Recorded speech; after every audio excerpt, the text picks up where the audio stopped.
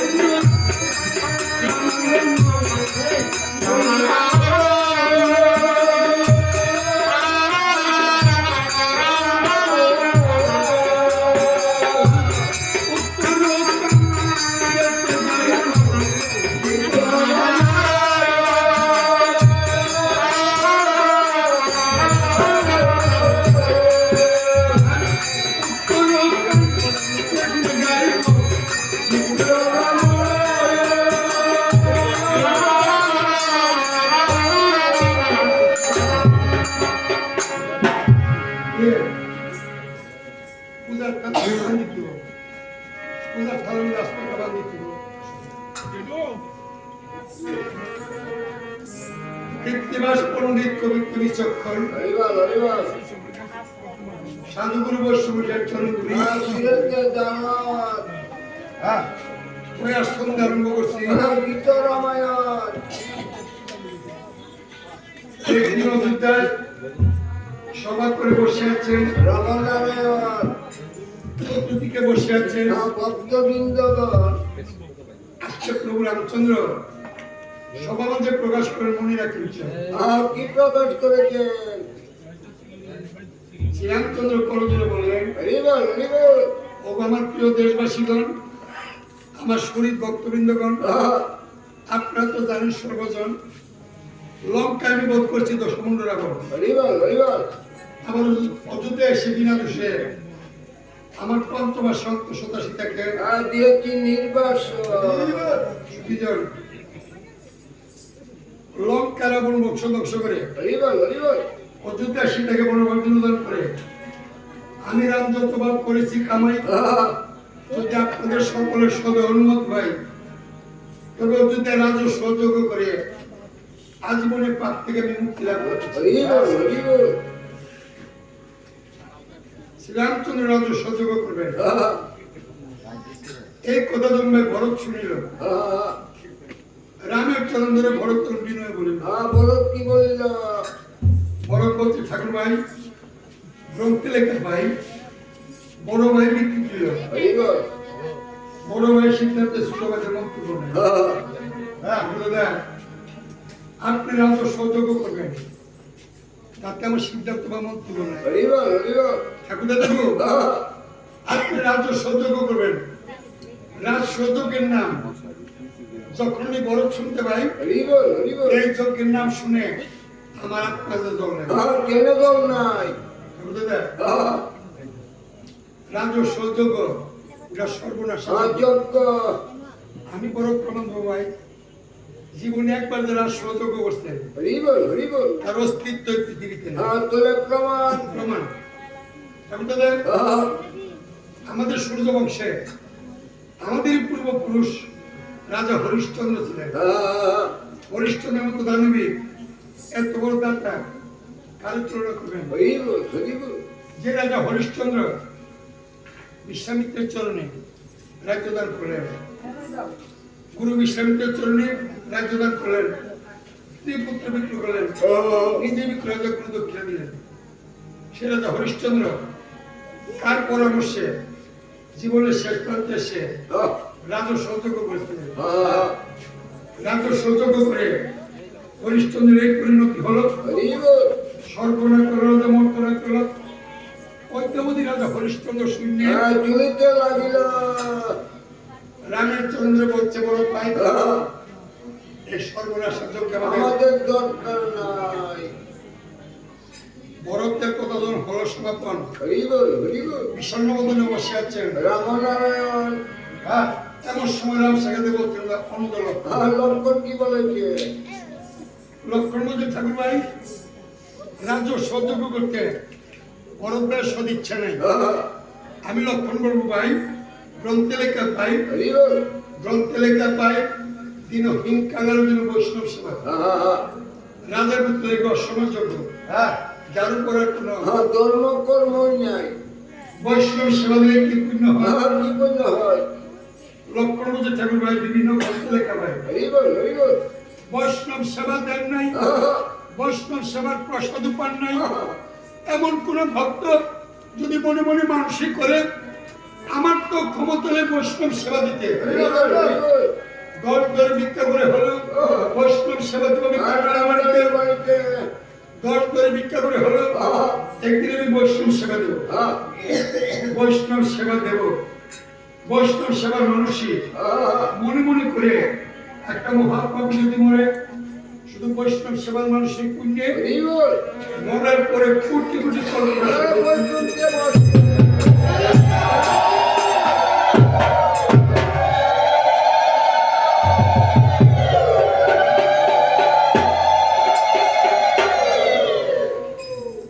লক্ষণ করে জুড়ে কয় থাকলে গ্রন্থে লেখা রয়েছে সকালবেলা ঘুম থেকে উঠে যদি বৈষ্ণব গোস্বামী দর্শন হয় উঠিবার গঙ্গা স্নান থেকে বেশি গ্রন্থে লেখা আছে একটা মহাপাপী মারা গেছে, মরার পরে পাপী নরকেতে আছে। এমন একটা পাপী চিন্তাধার বেশে যদি কোনো মহত্ব বৈষ্ণবে হেঁটে যায় বৈষ্ণব যে বাতাসে তিনি পরশে নরকের ভাবে মুক্তি আর সরস্বতী গ্রন্থে পাওয়া যায়। কৃষ্ণ নাম করতে করতে কোন তো মহত্ব বৈষ্ণব বিষয় যদি রাস্তা দিয়ে হেঁটে যায় বৈষ্ণব জমির বাতাসে তিনি পরশে চারিপাশে চার সৎ মাটি বৃন্দাবনের মাটি সম মহাপবিত্র রাম হচ্ছেন বৈশিষ্ট্য বৈষ্ণব লক্ষণের মুখে শুনি। এবার অসংখ্য গুরু কিভাবে বলেন মহামণি বৈশিষ্ট্য বলছেন বাবা রাম আকাশের তারা যদি বলিবারে পারি সাত সমুদ্রে যদি কলসিতে পড়তে পারি পৃথিবীর সমস্ত বারণ করে যদি আমি করে করতে পারি তোমার সমুদ্র পূর্ণ কথা বলিতে না পারি বাবা রাম এক মুখে তোকে মানতে কিভাবে করিব বলুন। শত্রু মুখে ব্রহ্মা যদি করে নিরূপণ পঞ্চমুখে বলে দেব করছে না শত বৎসর সহস্র চল অশ্বমেধ যুগের মাহাত্ম্য করতে পারবো। আমি বৈশিষ্ট্য একটু জানি কোন ভাগ্যবান সন্তান জীবনে একবার যদি অশ্বমেধ যুগ সাঙ্গ করতে পারে যজ্ঞের পূর্ণ ফলে পিতৃকুলের মাতৃকুলের শ্বশুর কুলে তিন কুলে যদি নরকবাসীকে বৈকুণ্ঠবাসী করতে এই কথা প্রোগ্রাম যখন শুনিলেন অশ্বমেধ যুগের শঙ্কর সাজিলেন বৈশিষ্ট্য মুনি বলছে না অশ্বমেধ যুগের মুখে বলা সুজা কিন্তু যজ্ঞ এত সুন্দর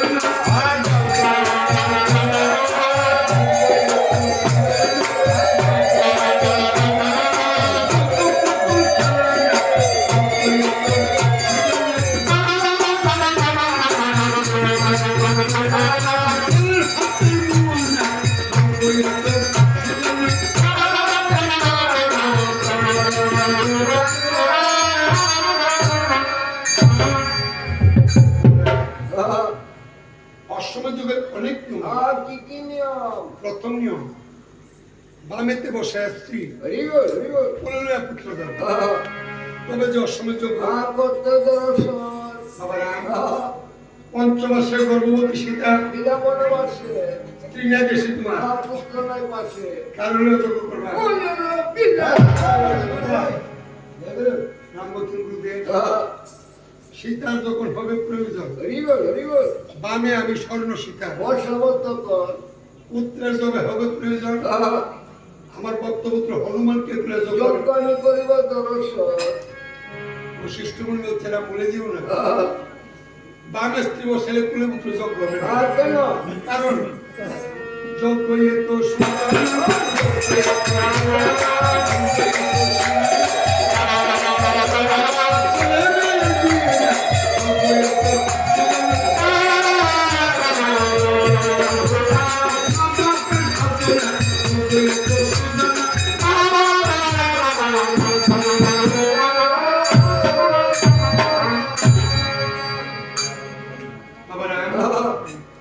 অসময় যোগ্যতার নাম, ওটা ছেলে মেয়ের বিয়া না, মা বাপের খাদ্য না, শনি ঠাকুরের পূজা না, বিপদাসিনী প্রয়োজন বলে বাজার থেকে 10টি ভাণ্ড শরীর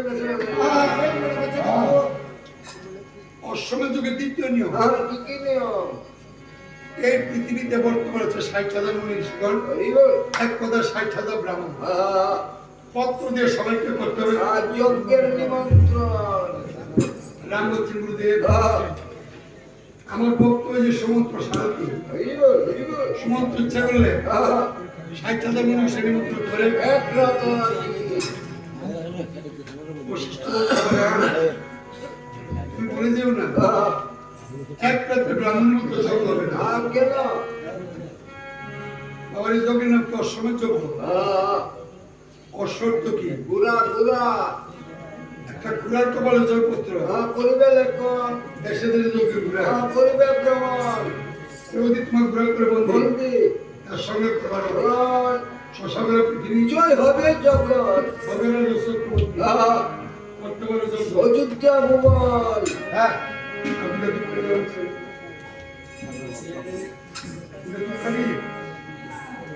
রাম বলছে গুরুদেব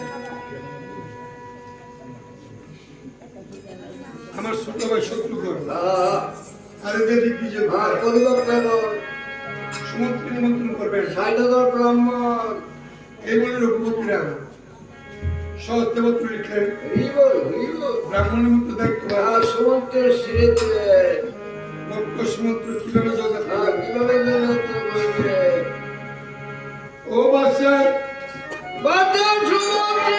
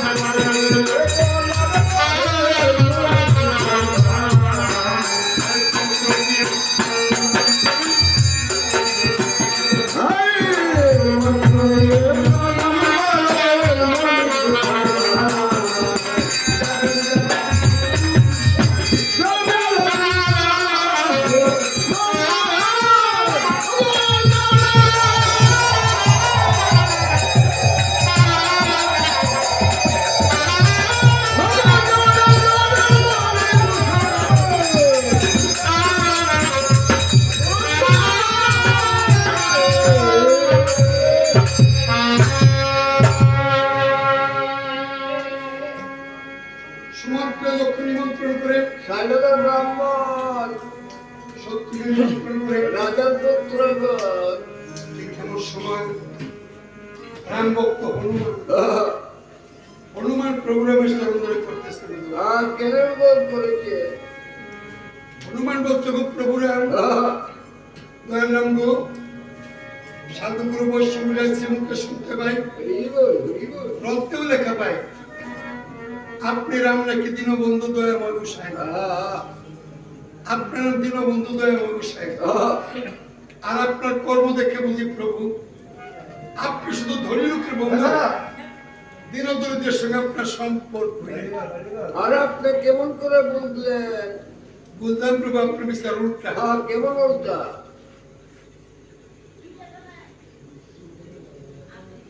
জগতে দেখতেছি যার ধনের অভাব নাই, জনের অভাব নাই, জন রাখবার মতো জায়গা নেই। আপনি তারা ঠেলে ঠেলে দল দিচ্ছেন। আর দেখলাম প্রভু সকালে হাত করলে যার বিকেলে জানা নাই, আপনি তার বিচার ছাড়া সরবরাহ করতেছেন। এই আপনার বিচার। আমি দেখলাম যে করে আপনার পূজা, যে করে আপনার পূজা আপনি তার মাথায় চাপিয়ে দেন মহাপাপের পূজা।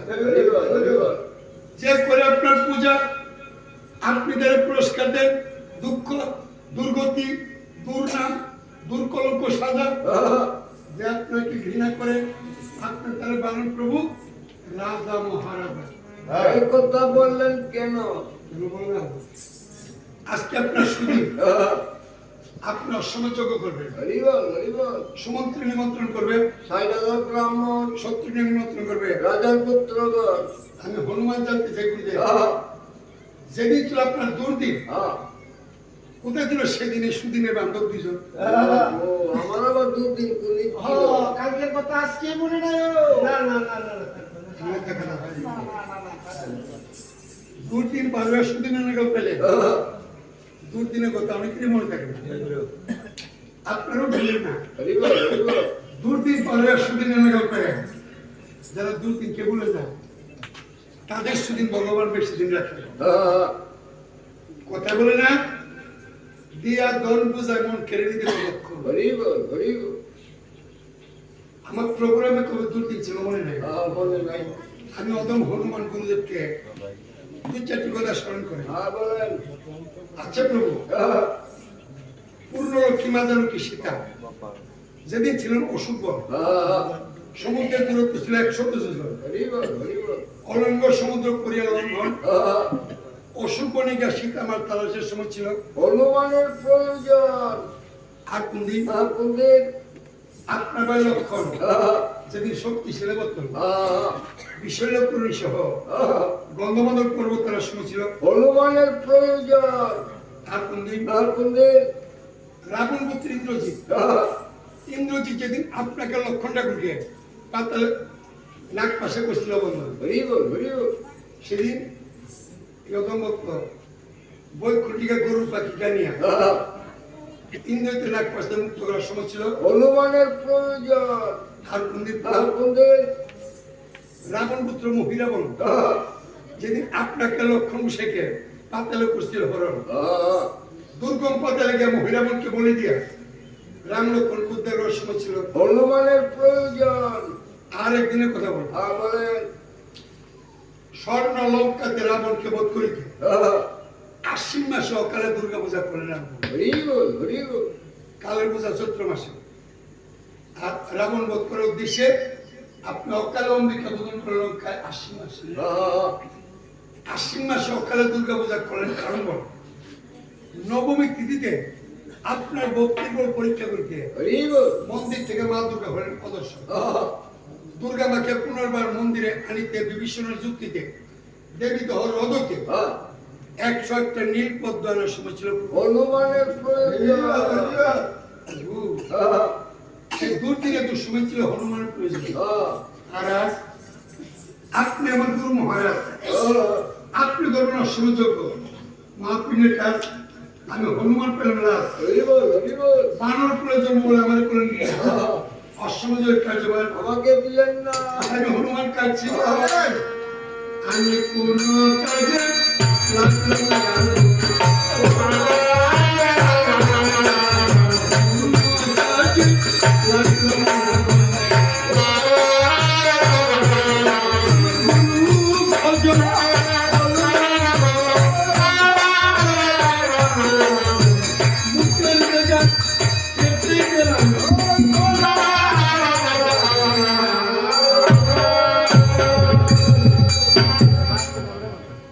রাম বলছে হনুরে কি বলেন যে আমি বাইক দিলাম তোরে দক্ষিণ দিকে তারে বাবা সিংহবেরপুরে সিংহকে কি করিব গুরুদেব আমার মিথ্যাকে নিমন্ত্রণ করবো আপনার মিত্রার নাম আমার মিথ্যা তিনটা নাম কি কি নাম চৌড়েকে নিশাগ্রাস হরিব চৌড়েকে কুয়কসন্না চৌড়েকে কুমর্দন নাম তিনটা মূলে তিনি একজন যে নামে পছন্দ আমার মিথ্যাকে আর চোখের নিমন্ত্রণ হলো চলছে দিনে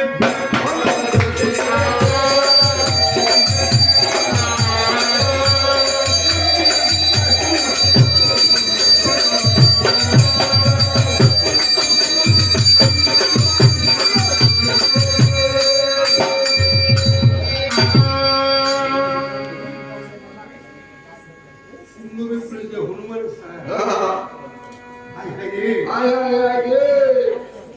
যে প্রোগ্রাম আমাকে পাতা যেদিকে চাই একবার সারা দুই ঘর কারবারিতে নাই কোনো দেখতে পারে আর কি দেখতে পাই ঘরের স্থানে নানার বেড়া প্রতি ঘরে ঘরে দেখা যায় মাস কলায় শালক সিদ্ধ নরনারী খা চাল রুলায় ফের ওই প্রত্যেককে ঘরে ঘরে চালানো দেখা যায় হঠাৎ হনুমান দেখতেছে আর কি দেখতেছে বিদ্যাক বেটা মাথায় পটকা করণে খালেন একটু খালে ফেলেন বেটি গেলেন না গেলেন ফেলেন যে বা হরিব গুনগু সোলাম গুনা গুনগা দুই চক্ষে দিলে পুরা খুব পয়সা না ফেলেন বা কেমনে দেখেন না দেখি অনেকদিন ধরে ফেরিন বাইশটা দেখি না দেখতে পারবেন দৃষ্টি রাখতে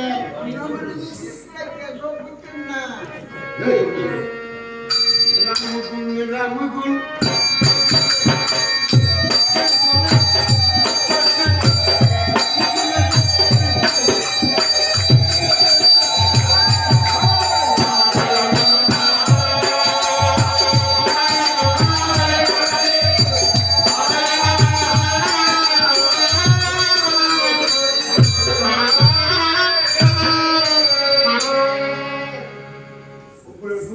আমার কোনো জিজ্ঞাসা করেন নাকি আচ্ছা বলেন দাঁড়াইয়া শুনলে শুকিয়ে যাবে আমার দাঁড়াইতা আমাদের বত্রা দে বত্রা না দিলে তো যাইতে পারছেন না গোষ্ঠম পিঠা খাইবেন তো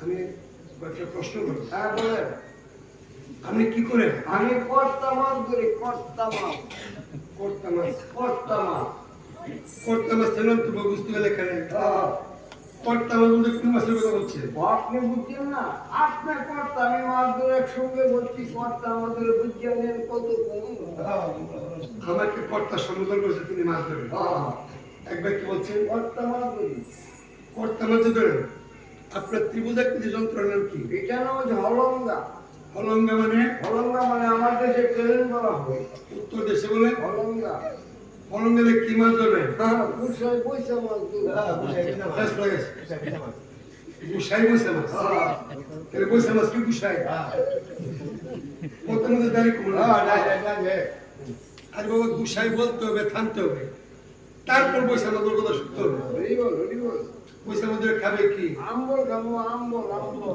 আম্বল টক কোনো আম্বল না কি খাবে আম্বল আম্বল আম্বল টক দিবা কি দিয়া কামাঙ্গা দিয়ে পেলে না না হলঙ্গা অম্বলের নাম আম্বল কামড়ে না কামাঙ্গা এগুলা এই ভাষা শিখছো তুমি সাহিত্য কথা কালে বুঝলি না না না তুমি লেখা বলে ধরো না না না না তুষের কোনো বিষয় না জানতে যাক তোমার যে স্ত্রী তোমার স্ত্রী লেখাপড়া জানে কি আর আপনি আমার শিক্ষিত পড়েন কি?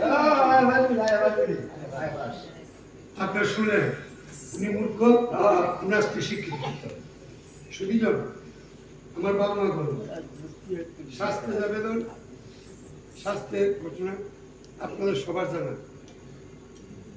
শাস্ত্রে আছে প্রমাণ, আপনারা জানেন ব্যবধান।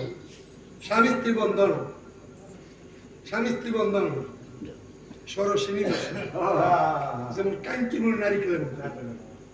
আপনি দেখবেন বাবা না মায়েরা, স্বামী যদি কৃষ্ণ ভক্ত হবে, স্ত্রী কৃষ্ণের বিদ্বেষী হবে। স্বামী যদি কৃষ্ণ ভক্ত হবে, স্ত্রী একটা ব্রহ্মদর্শী হবে। আর স্ত্রী যদি কৃষ্ণ ভক্ত হবে, স্বামী আস্ত একটা নরবশ। স্বামী স্ত্রী যুগলে কৃষ্ণ ভক্ত, কুটির মধ্যে গুটিয়ে দিতে হতে মহাভাগ্য লেখা। সবার ভাগ্যে ঘুটি না না না এক স্থানের এমন খেতে গেলাম, দেবী বিদ্যার শুভারম্ভ বিদ্যা মা সারা খাবার আমার শুনতে কাঁদছে। সকালবেলা প্রশ্ন নিলে বাবা তোমার নাম শুনে রামন আসতে পারি না, 7 মাস দূর থেকে তোমার রামন আসছে। সারা তো তোমার রামনের কেন্দ্রে চাই, রাত প্রভাত দিছে এখন কান্দি, বাড়ির গিয়ে বেড়া যাবে কত কোন মরে শুনলাম উনি কৃষ্ণ নামের পাগল, কৃষ্ণ নামের ভক্ত, আর স্বামী পাপি মদ গাজা আসে। যাক স্বামী স্ত্রী যুগলে ভক্ত, কুটির মধ্যে কুটি সবার মধ্যে তোমার বেড়ি রান্না কেমন? মনে করে বলতে দিবেন না ঘুমোতে পাওয়া দিত বেড়ি রান্না তুল দেব, তুমি তো খেতে পারবে আমার তাকে ক্ষমতা করলে নিকুলাই জিজ্ঞাসা করেন না। রান্না শিখে দিই, ব্যাংকালটা বাড়িতে বেরিয়ে কমারি বাড়ি থেকে বেটির বলবা ফলঙ্গা দিয়ে মাছ ধরে কামলে আমল খাবে, অনেক সাথে খাবে আমল। আমলে তোমার বাবার মাথাটা আসলে তুমি একটা জানি নিজের জায়গায় হাতে বছর করে ফুটা বাড়ি লিখবে দাও। একটা আসার তোমার টাকা বানাবো, সাথে কি মানুষের কর আর কি কয় জল পরিমাণে শাপলা হয়, উস্তাদ গুণে সাগরেদ হয়, শিক্ষক গুণে ছাত্র হয়, দুধ পরিমাণে ওই ঘি, বাবার স্বভাব করতে পারে, মার স্বভাব কে কোন জাতে যাস কিনা শুধু ব্যবহারে পরিচয় খানার সেবা তোমার দাম তো কিন্তু কি কর জাতি তো বানো শুনি সত্য। যদি আমি প্রেরণ ভাই পটকাবা করব, আমি দেশের প্রধানমন্ত্রী, আমার নাম শ্রীযুক্ত বাবু গিরিধর। গিরিধর আপনার বাবার নাম? আমার বাবার নাম স্বর্গীয় শ্রীধর। কইলে আপনার ঠাকুর দাদার নাম? কেউ বুঝাই তাহলে তুই গুড়ার খবর না। এত নাম জেনে মামলা করবি? আমার নাম কি চেয়েছে ভালো করে জানো, বলেন। আমি কক্সবাজারের প্রধানমন্ত্রী। আমার নাম গিরিধর, বাবার নাম শ্রীধর, ঠাকুরের নাম দামোদর, বড় বাবার নাম না তাহলে চিঠি করতে চলবে, আমি দিশা পেলাম উত্তর। সে তোমার গর্ব জিজ্ঞেস করতো, একটা মহাবিপদে পড়তো। এমন বিপদ করবো আমরা জানতে পারবো? অবশ্যই। বলেন।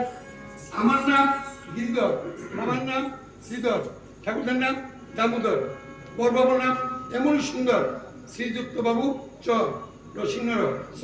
নামে ডগ বানানো। যদি জিজ্ঞেস করতে পারবো আমার নামটা, বাংলা তো ধরে কালকার গানা তোমার 10 নম্বরে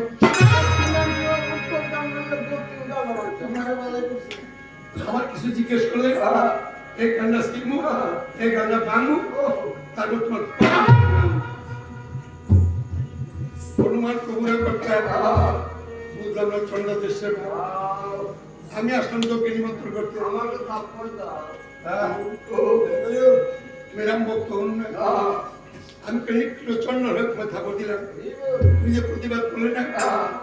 হনুমান সত্য করে বলো, আমি যে তোমার থাপড় দিয়েছি তুমি কি ব্যথা পাইছো? আগে আশীর্বাদ পেয়েছি। তোমার থাপড়কে আশীর্বাদ পাচ্ছি পুরে রাম ভক্ত হনুমান। আগে তোমার চরণে আমি ক্ষমা চেয়ে নিই, আমি যদি ভুলবশত কোনদিন তোমার বুকে বলাঘাত করি, তখন তোমাকে আমি পরীক্ষা করছি। তুমি বানর কুলে জন্ম লইলে, কোন শক্তিতে কোন ভক্তিতে প্রভুরামের প্রধান ভক্ত গণ্য হলে, তোমার পরীক্ষা তুমি উত্তীর্ণ হলে, অনুরে গুরুদেবের কাছে মন্ত্র গ্রহণ করে সবাই পুলিশকে ভক্ত বলে দাবি করে, প্রকৃত ভক্ত চিনবে কেমন করে? কারু কপালে লাথি দিলে পরে সে অধিক ফিরে স্মরণে ভক্তি করে মনে করবা কিঞ্চিত গুরু শক্তি আছে। চন্ডাল করে জন্ম আমার, চন্ডালের ভাত খাই, আমার মতো মহাপাবি এই মন্ডলে নাই। বলুন তোমার গুরু রামের চরণে পাবো সে দুরাশা করি না, আমি যে মহাপাবি।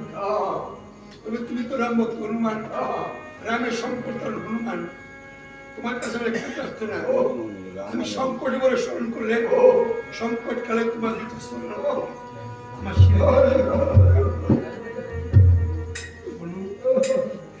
আমার মধ্যে হাতের কথা বলো, আমার কথা তোমার সত্যি দাবি আমার যে দেশেতে থাকতো বান্ধব রে, বান্ধব আমার না ভুলিও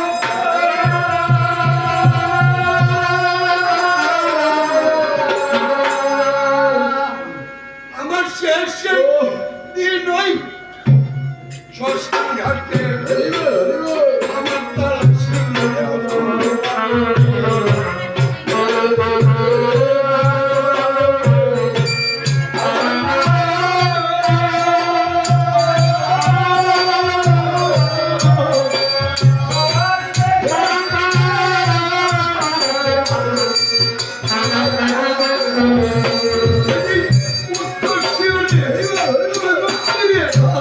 আমার সম্মুখে দাঁড়ায়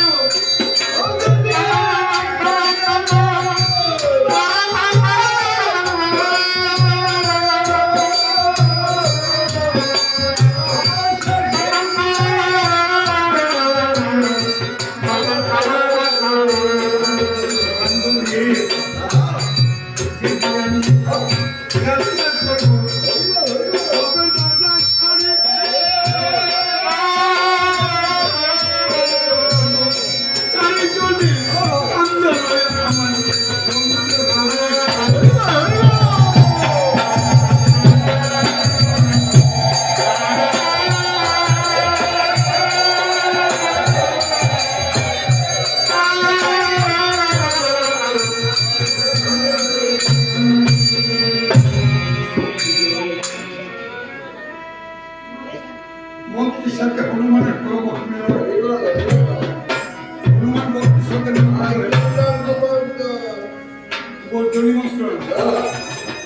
এই হাসেন্দ্রের কথা সবাই করবো সমাপ্ত, কারণ এই বাড়িতে যে উদ্দেশ্যে আমাদের আসা হারিয়ে যাদের শরীর রক্তবন্ধন আপনজন জাতীয় ছেলে বিলাপ নেই, প্রতিবেশী গ্রামবাসী যাকে হারিয়ে সবাই অশ্রুপূর্ণ নয়। মৃত বাড়িকে আপনার হাসাবো কোন কারণ? আমরা হাসবো কোন সুখে? কোন সুখে আমরা হাসবো?